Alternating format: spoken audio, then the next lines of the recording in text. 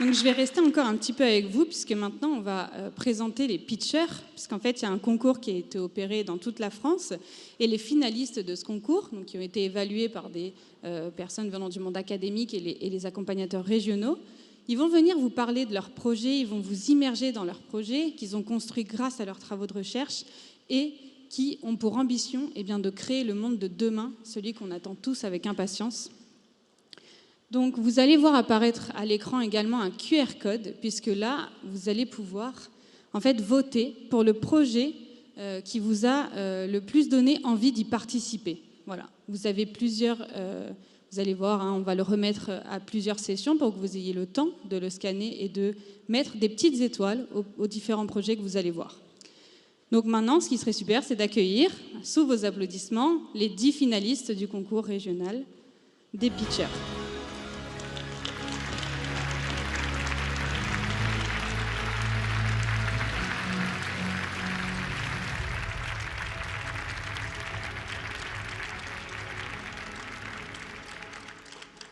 Et voilà, bravo à vous déjà d'être arrivés jusque-là, c'est incroyable. Donc là, vous avez le top du top. Donc maintenant, je vais vous laisser juste vous asseoir à vos places, sauf Nina, Brian et Leïa qui vont venir s'asseoir ici, sauf ma petite Nina qui reste ici.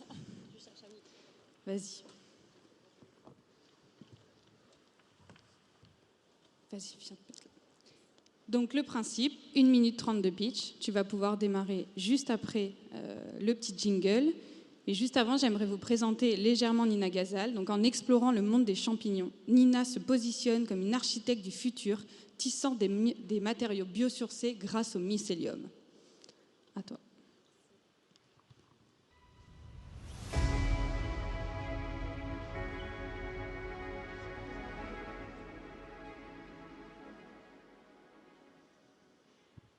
Alors bonjour à tous. Donc ça y est, on est en 2050 et l'Europe, c'est le premier continent à atteindre la neutralité carbone. Tout ça grâce à une réduction de nos émissions de gaz à effet de serre et de notre dépendance aux matières plastiques, mais aussi à notre meilleure gestion de nos déchets. La clé de cette transformation, c'est le mycélium de champignon, qui forme un matériau puits de carbone biodégradable et dont la formulation permet la valorisation de déchets issus de l'agriculture et de notre alimentation, en se basant sur un système d'économie circulaire. Alors le mycélium de champignon, il a envahi notre quotidien, des sièges de votre voiture à l'isolation de votre maison, en passant par la semelle de vos chaussures et le packaging de votre parfum préféré, par exemple. Qu'il est sympa le monde que je vous décris là, non ? Mais malheureusement, il est encore en construction, parce qu'aujourd'hui, on est en 2023, et le plastique, c'est un continent. Donc comment on fait ? Comment on agit ? Donc moi, personnellement, en tant que chercheuse, j'étudie les propriétés du mycélium de champignon, donc pas pour le manger du coup, mais pour en faire des matériaux. Et je sais que ça marche du coup, et donc en tant qu'entrepreneuse, j'utilise le potentiel de ces matériaux pour transformer les défis du monde dans lequel on vit pour un avenir durable. Merci. Merci beaucoup, Nina. Tu peux retourner t'asseoir si tu veux. Ah ouais, le gong, il est sympa. Donc maintenant, je vais appeler Brian Legros. Donc à 12 ans, il s'est créé une double identité. Il a voulu s'appeler Brian West au lieu de Brian Legros pour que ce soit plus stylé au micro lors de ses compétitions de skatepark. En effet, c'est peut-être un peu plus stylé. Du coup, depuis, tout le monde l'appelle Brian West. Donc, à toi.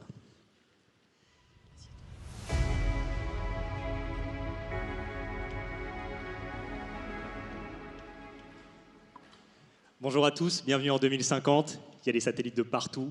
Et pas d'inquiétude, les fusées qui sont utilisées pour les envoyer là-haut consomment beaucoup moins grâce à nous. Alors déjà, ce qu'il faut savoir avec une fusée, c'est que c'est 80% de carburant et 1% de charge utile. Ça, avec Aladdin, notre projet, on l'a très bien compris. Et c'est ce qui a fait de nous aujourd'hui le leader mondial dans la conception des tuyères. Juste pour que ce soit clair, on n'est pas des vendeurs de cuillères, on est des vendeurs de tuyères avec un T. Et donc que vous soyez européen, américain, chinois, peu importe, pour envoyer une fusée dans l'espace, il vous faut une tuyère. C'est un genre de méga pot d'échappement qui permet de propulser la fusée vers le haut. Et jusque vers les années 2024-2025, tout le monde utilisait une tuyère qui ne fonctionnait pas trop bien parce que ça ne s'adaptait pas au changement d'altitude pendant l'ascension de la fusée vers l'espace.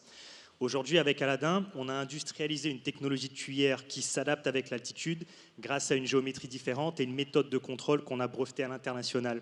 Ça fait consommer beaucoup moins de carburant et ça s'intègre sur n'importe quel lanceur.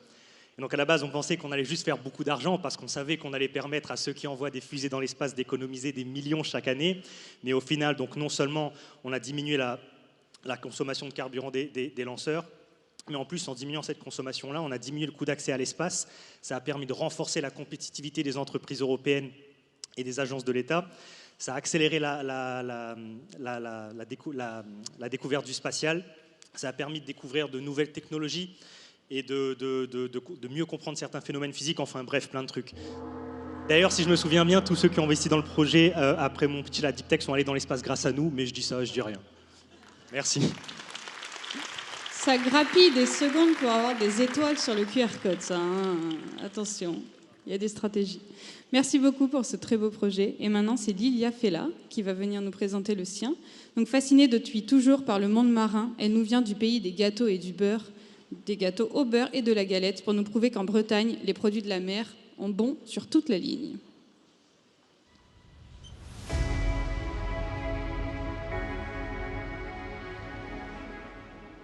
Bonjour à tous. Alors aujourd'hui, l'Agence de la transition écologique et l'Agence nationale pour la gestion des déchets plastiques viennent d'annoncer la réduction de près de moitié des déchets plastiques générés par l'emballage alimentaire. Une réussite à laquelle nous avons fièrement contribué grâce à l'invention du film alimentaire Syrup à base de coproduits de la mer. Mais cette réussite est surtout aussi la vôtre. Grâce à votre volonté et souciance, nous avons réussi à remplacer définitivement le film plastique en France. Bon. Évidemment, si je suis là, c'est qu'on n'y est pas du tout. Et évidemment, cette nouvelle n'est que le fruit de mon imagination. On est même d'ailleurs en train d'assister à l'apparition d'un 7e continent constitué de nos déchets plastiques dans nos océans. Et près de 40% de ces déchets sont des emballages alimentaires. Et près de la moitié de ces 40% des films alimentaires. Particulièrement efficaces pour remballer et conserver nos aliments, certes, mais ils sont surtout considérés aujourd'hui comme ou parmi les principaux vecteurs des microplastiques ingérés. Donc face à ces terribles constats, moi je décide de dire stop et d'agir.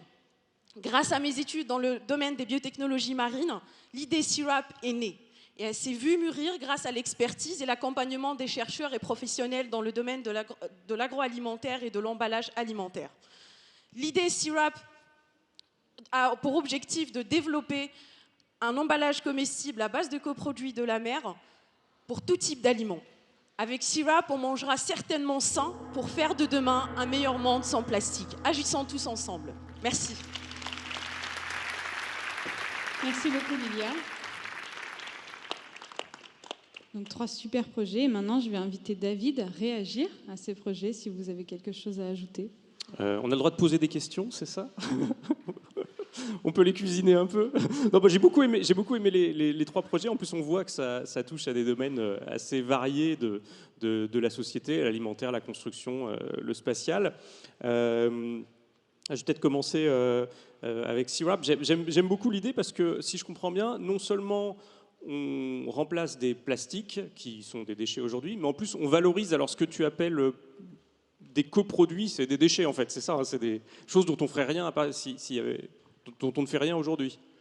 Donc au fait, pour les personnes, on peut dire c'est des déchets, mais pour nous c'est des coproduits. Bien sûr, okay, parce qu'ils sont tout à fait valorisables. Et en effet, on parle de chutes, d'arêtes, de têtes générées par l'industrie de la transformation et de filetage de poissons. D'accord. Qui peuvent du coup être valorisés pour extraire de la collagène et ensuite de la gélatine pour qu'on puisse remplacer les produits plastiques. Super, merci beaucoup. Brian qui nous a parlé des tuyères, moi j'avais une question, donc si je comprends bien, c'est une tuyère qui a une forme différente. Comment est venue l'idée de cette forme? Est-ce que ça a été une intuition de quelqu'un au départ? Est-ce que ça a été un processus d'optimisation? Je suis assez curieux de comprendre ça. En fait, la forme, elle existe depuis très très très longtemps. D'accord. C'est quelqu'un qui s'est dit pourquoi pas tester une cuillère. En fait, au lieu d'avoir une seule cloche, on a une double cloche, une triple cloche. Donc, elle a montré que 2 cloches c'était suffisant. Okay. Et le problème, c'est que cette cuillère-là, elle donne accès à 2 modes de fonctionnement, basse altitude, haute altitude. Mais personne n'arrivait à contrôler la transition entre ces 2 modes-là, ce qui fait que les performances n'étaient pas optimisées. Et nous, en fait, ce qu'on a réussi à faire dans notre laboratoire, c'est qu'on a développé une méthode de contrôle qui a été brevetée, du coup, comme je l'ai dit, à l'international, qui permet d'améliorer le moment de cette transition et donc d'avoir de meilleures performances. Très bien, merci. Bon, j'ai hâte de partir dans l'espace. Merci.